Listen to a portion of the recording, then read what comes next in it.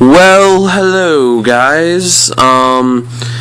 This is a little review of the Jelly Bean TouchWiz ROM. This is a leak build, basically, of FJ10, I believe, for the Samsung Galaxy S2, Epic 4G Touch. Now, there's already a review out for this phone, but it's 1 minute of him talking, and he barely gets into anything, such as performance and other that.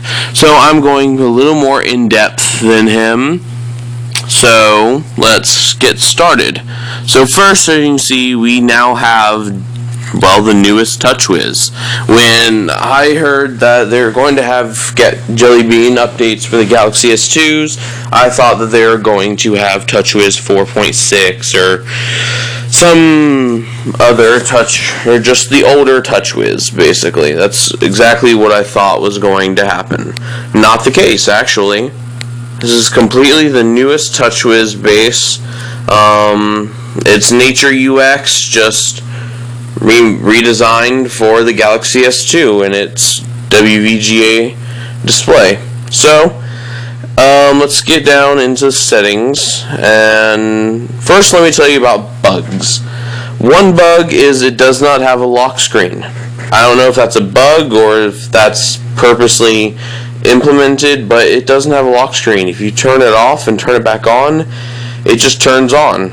There's no lock screen to it. Even if you set a password, there is no lock screen.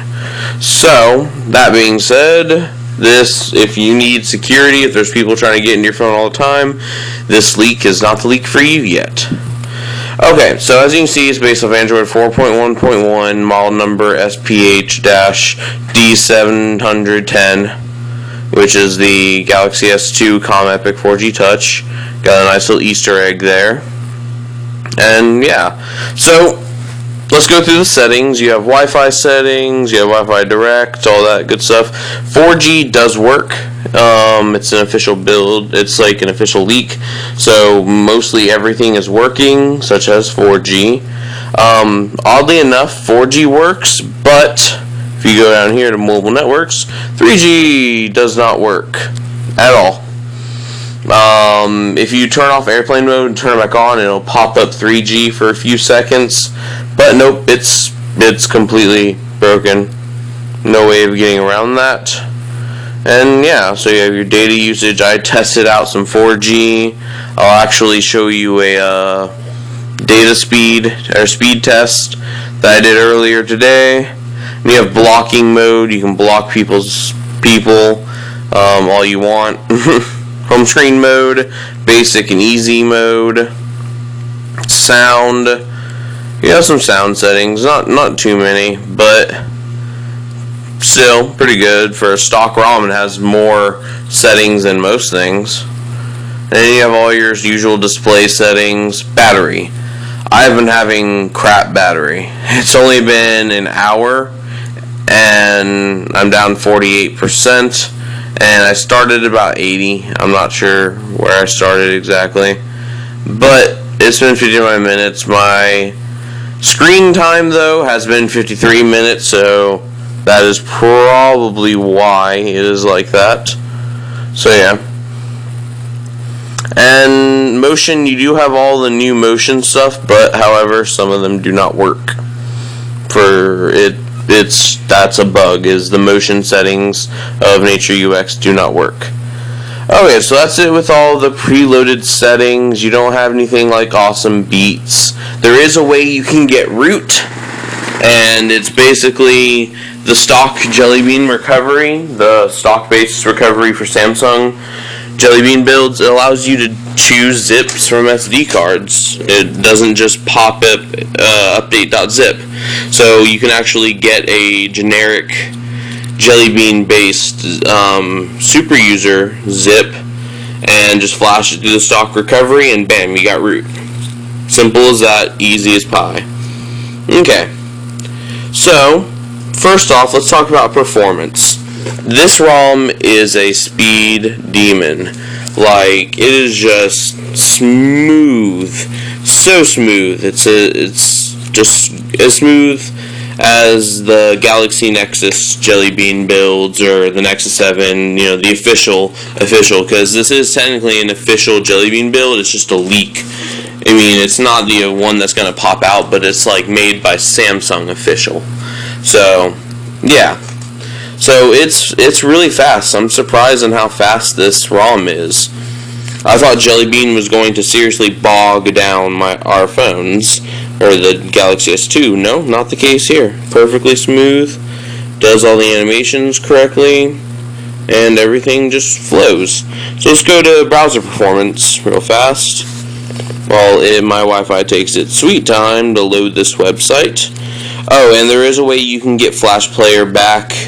It's as simple as getting Flash Player on a you need root to do it, but it's as simple as getting Flash Player on Ice Cream Sandwich ROM and just titanium backup it. That's all you really have to do, is just use titanium backup, install it, and just, install it through titanium backup. That's how I have the ads popping up for Flash Player. Not sure how it's going to perform with Flash Player, since this is it's only the second build, but I haven't tested the first build yet, because there was FJ05, then there's FJ10, which is this one is.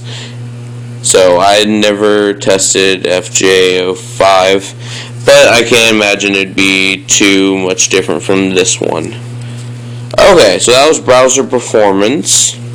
Another thing is, it comes with the all-new, it was actually kind of not new to Samsung, but it's new to us since we didn't have it in Jelly Bean build, or in Ice Cream Sandwich builds, but the all-new music player, which comes with some cool new things like Music Square, which, if you want something passionate and calm, you would go right there.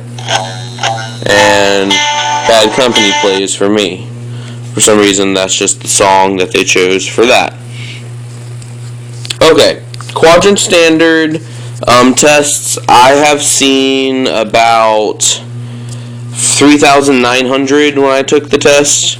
I haven't tested Intuitu yet, but I can't imagine it's that much different. But Quadrant Standard did get about 3,900. I bet I can go into the 4,000s if I did another test, but just for now, 3,900. And this is your notification bar. As the ongoing brightness control, I have no clue how to get rid of it. If anyone would like to tell me how to get rid of that, thank you. And you do have your notification power toggles, and there are 6 of them, I believe. 1, 2, 3, 4, 5, 6. Yeah, 6 of them, and they are scrollable. And then settings. Bring it in settings.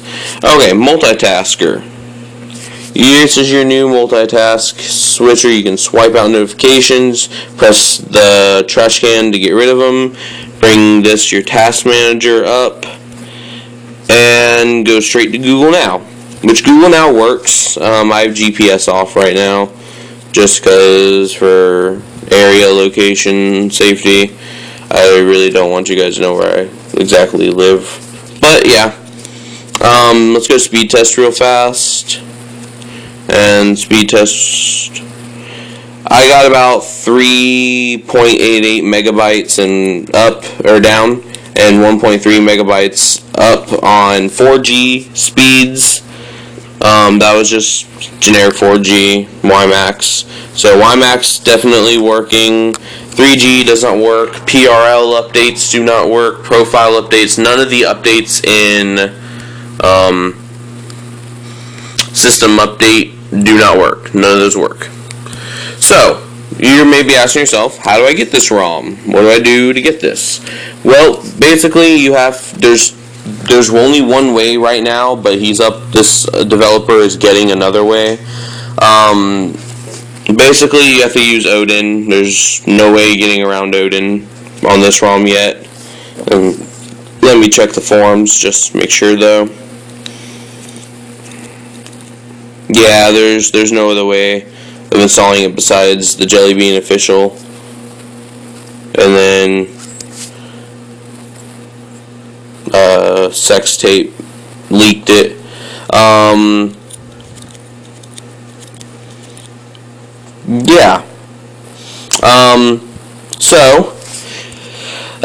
Thank you, Sex Tape, for making this, getting this ROM out to us. I know your help is greatly appreciated on the Galaxy S2 Epic 4G Touch forums. We all appreciate your help. And yeah, so without this would be my review of the Jelly Bean Leak FJ10 ROM. Link in the description. I don't know if I'll be making a how to install video because I probably don't want to re-wipe, or I don't want to wipe my data. But I may make a how to install video if or when the next build comes out, because then I have to wipe data anyway. Okay guys, well, I'll see you guys